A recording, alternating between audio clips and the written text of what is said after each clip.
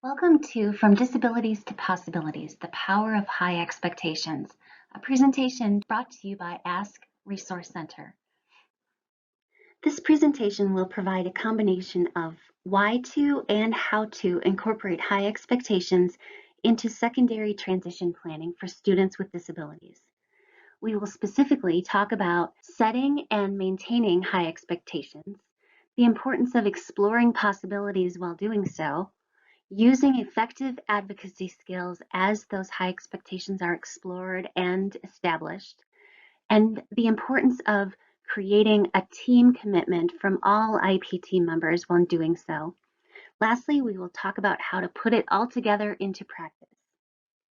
A couple of notes before we get started. The idea and practice of high expectations can be applied to many aspects of all of our lives, but for the purposes of this presentation, we will focus primarily on high expectations for students with disabilities as they plan for their secondary transition from school to adult life. Secondly, throughout this training, the term family will be used, and it is intended to include any composition of people who are involved with the students' lives: parents, guardians, decision makers, and/or care providers, any and all of the above for the student with disabilities, what is referred to as family. What are high expectations? To expect something means to look forward to it happening. It's a certainty. It's important to remember that expecting something goes far beyond hoping and wishing for it to happen. When we expect a student with disabilities to maintain or slightly improve current level of functioning, we have created low expectations. But when the bar is raised, so to speak, to greater heights or challenging levels, a higher expectations for success is created. What does that result in? A supported environment for students with disabilities to achieve without and beyond limits, maybe to even surprise themselves as well as their family and educators of what they can accomplish. So why are high expectations important? In terms of secondary transition, research shows us that high expectations are connected to achievement and the ability to overcome challenges. Family expectations are specifically related to more students enrolling in some kind of post-secondary learning. School or academic success is tied to better outcomes in post-secondary education, employment, and financial functioning. So if we look at this picture, it depicts that high expectations lead to high achievement, and that's where it takes place in the framework of. If we look at this picture, the care provider must put the child's desire to climb above her fear of him being hurt or failing or falling. Establishing high expectations, it starts early. The care provider in this picture will likely continue to have and encourage high expectations for her, which will lead to him believing in himself and having high goals for himself. Maintaining high expectations for individuals with disabilities is part of civil rights law in the United States. Our laws are written for issues that are of high importance, worth enforcing and defending. The laws listed here are examples of ones that are designed to prevent discrimination, support high expectations of people with disabilities, and provide greater access to opportunities for all.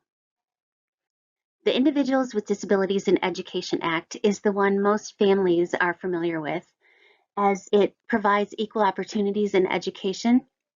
And as students and families and IEP teams begin to plan for transition to adult life, the laws related to employment, post-secondary education, and community living take on greater importance. Every Student Succeeds Act, or ESSA, is the education legislation that discusses opportunities for all students. Workforce Innovation and Opportunities Act specifically is the new workforce legislation meant to increase the expectations and supports for people with disabilities to work in the community with their peers who do not have disabilities. It is called Competitive Integrated Employment. And this legislation puts emphasis on the importance of providing meaningful pre-employment transition services or developing those pre-employment skills to students and youth ages 24 and younger. That particular law will be discussed more in the presentation that talks specifically about preparing for work as an adult. And lastly, the Americans with Disability Act is an important non-discriminatory law that assures equal access for all. We've looked at what high expectations are and laws that support the importance of maintaining those high expectations for all individuals, including those with disabilities. Let's take a brief minute and look at why high expectations are important. Unfortunately, there are many impacts and negative consequences of having low expectations, isolation being the first. In a minute, we'll watch a video that illustrates this isolation that can occur in terms of the history of IDEA. Many years ago, individuals with disabilities were living isolated and unproductive lives, usually because that was all that was expected. However, time and time again, people with disabilities proved those low expectations wrong by demonstrating much greater ability to accomplish and achieve. Unfortunately, even in today's world, that life of isolation can occur with individuals with disabilities, and it needs to be something that the people that support them are aware of. Low achievement is another impact and negative consequence that can happen. In Iowa, for instance, the percentage of graduates with disabilities is much less than their peers without disabilities. There are other impacts having low school expectations in the school setting that leads to low academic achievement, which in turn limits the post-secondary learning opportunities and even can impact negatively on behavior and the experiences those students have the opportunities. Low family expectations also have, unfortunately, a very powerful and negative influence on goals if those expectations are maintained low. Students' self-determination and future outcomes can be negatively impacted. The history of IDEA is actually a great nationwide example of the impact, influence, and importance of having high expectations. This video is the history and evolution of IDEA. It's narrated by Lederick Horn, who is a poet and author with a learning disability. As we watch the evolution of expectations along with this legislation, we can see how it changed the educational landscape for students with disabilities today. If you do not have time to watch today, I highly encourage you to come back to this video and watch at a later time. We've covered the what and why of high expectations. We're going to move into the how to establish and maintain those high expectations.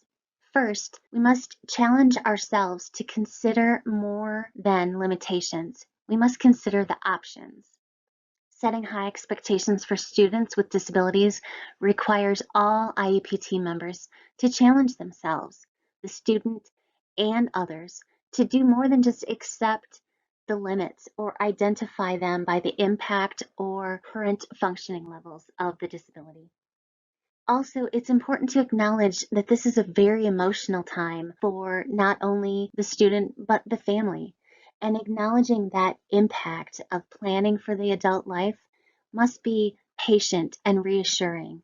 Acknowledge and honor the process of moving forward into the planning for the future, which is another reason starting early in a student's school career is important. It's never too early or too late to start planning for the future. Become involved. Students and their families should be actively involved in the transition process. Contribute to setting those expectations for adult living, learning, and working.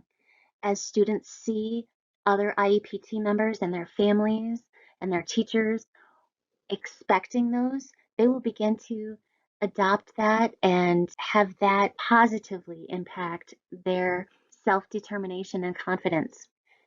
And finally, moving toward goals. Research has shown that youth whose family stay involved throughout their transition to adulthood have better outcomes in all areas of their life. The previous slide talked about the importance of family involvement, but let's really take a look at how families provide that foundation.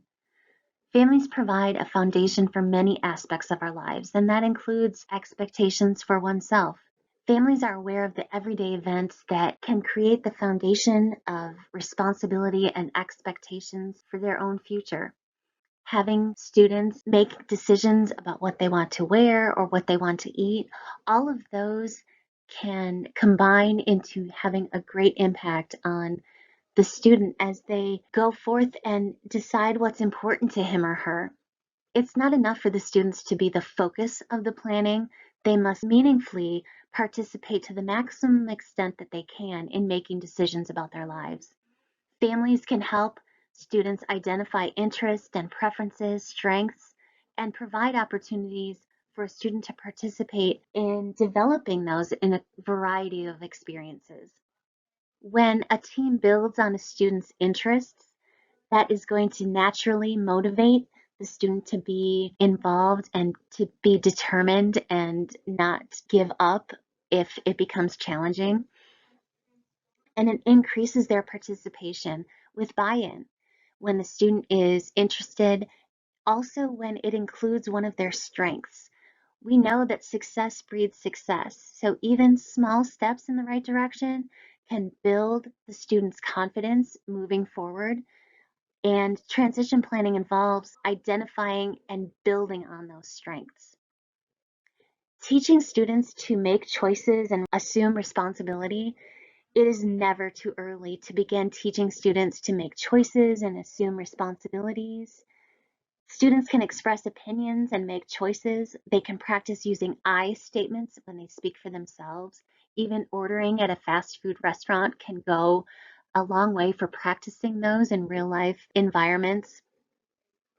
Taking risks and learning from those mistakes, setting their own goals no matter how small they might be, all of those aspects can combine to have a great impact. So right now, I just encourage you to just pause for a minute and write down some examples of things that you think your student or youth could start doing today that would infuse some of those decision-making and responsibility-taking activities into their everyday life. After establishing high expectations, the next step is to begin thinking of how to make them happen. Explore what's possible. The family's role is key. Like so many things in our world today, opportunities and options that are available are changing frequently. It can be so challenging to figure out what to even expect if you don't know what really exists or what's available. So learning about possibilities, either going to visit places in person or online, adult services, employment settings, all of those things can be helpful. Your student's IEP, case manager or teacher, or county social work can be helpful. Ask for examples of how other young adults with similar needs are meeting their post-secondary goals. Visit post-secondary learning programs or contact the disability student services of specific programs that your child or your student might be interested in. Ask about requirements. Find out about the accommodations and supports that they provide. Become a kind of detective for adult services. Services after high school are no longer an entitlement or a given like they are in school. Adult service system is an eligibility-based system. So that means even more responsibility rests on the families to be active in searching, seeking, and getting those services. Attending school or AEA transition resource fairs, asking teachers, school counselors, or checking AEA websites are all good ideas to start. Even asking the IVRS or vocational rehabilitative services or the social workers or the disability services personnel to share success stories of other youth with your students disability can be helpful for both the family and the student. And lastly, but certainly not least, we all know the power of talking with other families. Other families are a huge source of information and are a very well-connected crew. Attending workshops about secondary transition, looking at Facebook groups possibly. AEA sometimes will have transition groups or advisory boards in your county. And checking disability-specific websites or service providers are all opportunities to connect with other families. In addition to the family, the student obviously has a key role in exploring what's possible. Having the student become familiar with the post-secondary expectations for their goal areas that are going to be talked about in all of their IEP meetings going forward. So having the student become familiar with the living, learning, and working is very important. It is their future, so the student must be involved and feel some sort of ownership to this whole process and to the plan itself. Asking key questions can help students think about possibilities. Put it in terms of everyday language and examples for them. What kind of job would you like to work in? What more school or training will we need? Where would you like to live? And what do you like to do for fun? And for all of those areas, considering who or what type of help or services you need and who's going to provide those are all examples of questions to get the ball rolling and to get the conversation with the student started. The school team also has a responsibility or a role to play in exploring what's possible. It's critical that not only the students and their families consider what's possible, but the professionals on the team also push the envelope, so to speak. This might include trying strategies or planning differently from how it's, quote, always been done in the past. Reaching out to other schools, districts, AEAs to learn what's being tried and successful in other areas or for students with similar disabilities is all strategies and options that the school team might utilize. As in many things in life, finding the balance is the key. So when expectations meet reality, we have to find a balance. Balance the expectations that are set with the challenges of not only the disability impact, but also the system within which the student and IEP team have to function. Maintaining a continued focus on what the student can do, the strengths and interests is important. Assuring that the goals are appropriate for the student, that they're in line with those strengths and interests, and they're appropriate for the student's age.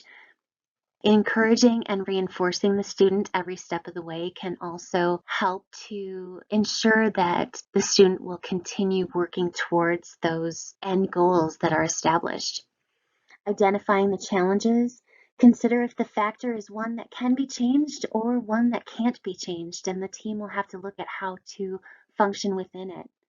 If it's a challenge related to the individual's disability or current functioning level, the team should ask themselves, is there some different type of instruction or accommodation or support or something that the student could do that would change the outcome?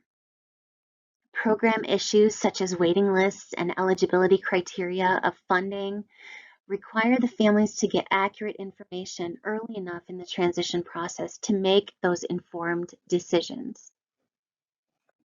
So finding that balance between the expectations and realities often lead teams to existing challenges that the system offers. And that leads to those factors that could be changed, in which case advocacy skills are required. Advocates speak up for themselves or others to make a situation better. Students and their families can use effective advocacy as a tool in bringing high expectations to reality and into life. It's important for all team members to be aware of and practice effective advocacy and communication skills. At the time secondary transition planning begins, many families have already become very successful advocates for their student in obtaining the education and other services guaranteed under the law.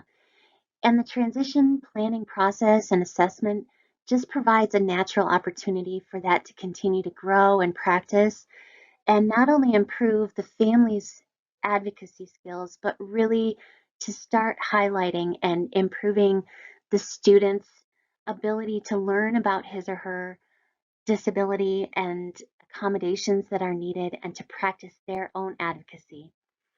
But families are a key role in advocating and learning to include the students at this stage.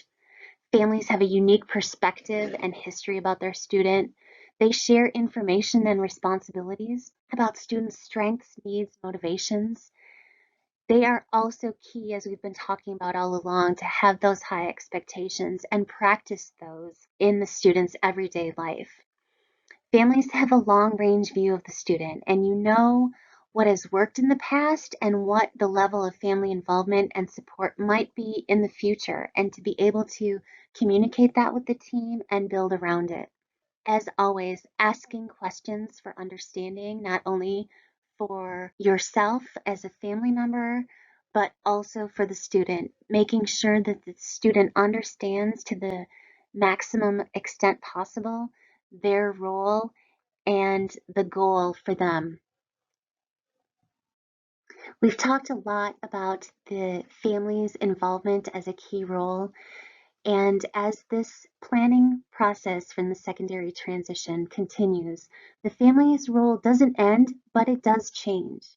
And when families remain involved in their students' middle and high school education, the students are more likely to attend school regularly, have a positive attitude about school, earn higher grades, graduate from high school, and enroll in some kind of post-secondary learning. Those successes matter in the long run.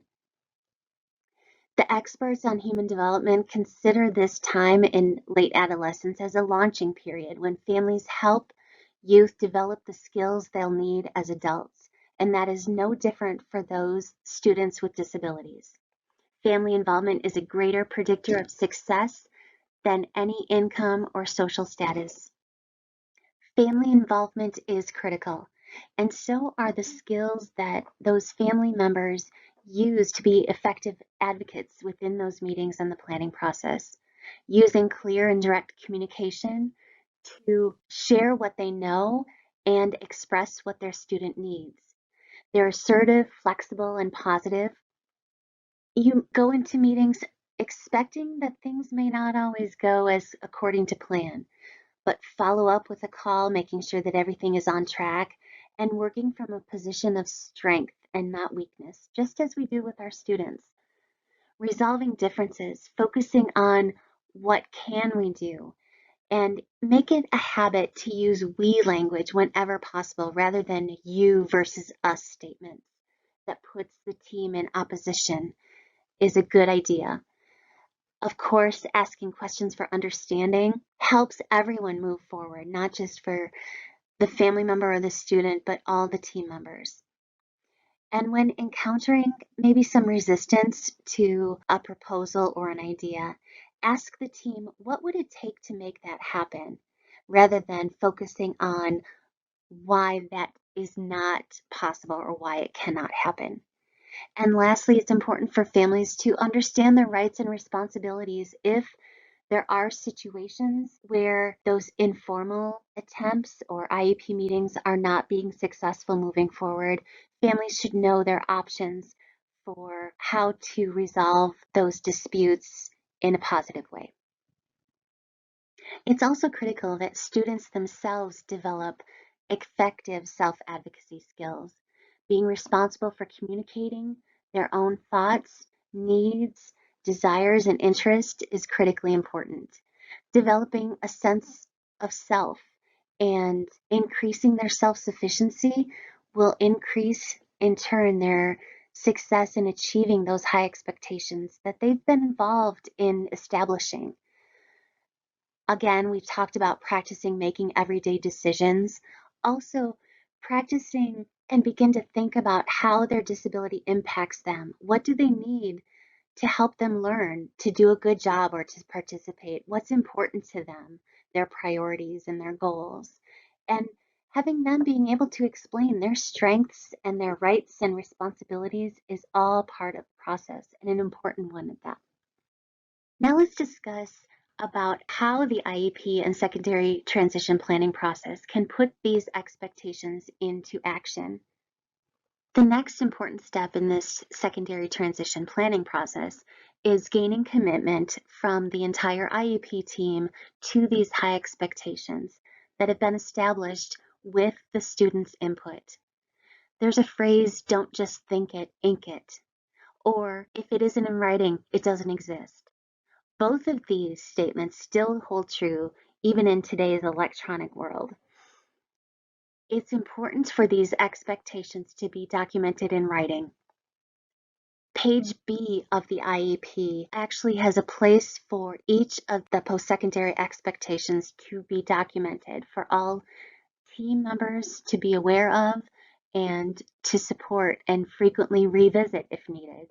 Encouraging the student input and gaining their commitment and buy-in to these expectations is also key. In the handouts and resources section following this presentation, there will be a blank page B so that you may be familiar with, if you're not already, the location of these expectations within the student's IEP. There's also a reference sheet that has some questions for the student to consider with his or her family or IEP team when developing these expectations. It's important to note as we talk about documenting these expectations that each area, living, learning, and working, should each have a post-secondary expectation documented on that page B in the student's IEP. These high expectations serve as the basis for the rest of the planning process to continue. And as the transition services are mapped out in the student's IEP, the course of study, the measurable goals, the supports and services, accommodations, and activities should all somewhat relate back to those expectations that are set for living, learning, and working.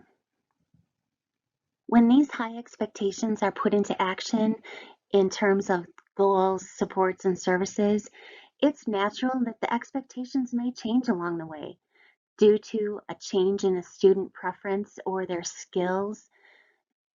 When setting these goals, the team is estimating where a student is headed and at what rate. So it's important to determine at what point do we persist and keep going, and when maybe it's appropriate to modify expectations. It is always important, however, to consider competence. Act as if the student can and will learn the new skills necessary to move towards that expectation. Avoid making decisions based on a risk of failure, because that will often result in missed opportunities for the student not trying. Reinforce those small steps and look at setbacks as opportunities to learn. Trying different accommodations or supports. When setbacks occur, look at giving an opportunity to try again with a different level of support or a different strategy. Reassessing or reviewing the progress. If a student shows a lack of progress, even with various supports, the IEP team can and should consider trying different or additional strategies before necessarily changing the expectation. But adjusting when necessary. Plan A, Plan B, moving on to Plan C, it's all important. And there's 25 alphabet letters, so if we need to keep moving on to E, F, and G, that's okay. Avoid putting all of the eggs in one basket. Aim to identify an alternative option for meeting the expectation. Put a student on waiting lists for services or programs that might be needed. Be proactive and be creative. Learning is a lifelong process. As in school, young adults continue to develop skills at their own pace. We'll wrap up our discussion about high expectations with this quote from Michelangelo. The greatest danger for most of us is not that our aim is too high and we miss it, but it is too low and we reach it. This quote is true for all of us, including and maybe even more so for youth with disabilities. The expectations and input from all members of a student's transition IEP team have the potential to affect the goals and eventually those outcomes for the youth with disabilities. It's important for all of us to raise that bar of expectations. When transition planning is linked with high expectations and effectively implemented with students' involvement, students move from disability to possibilities, achieving their living, learning, and working goals. Thanks for listening today. Please complete the evaluation at the end of the presentation and don't forget to check out the resources and handouts. Thanks again.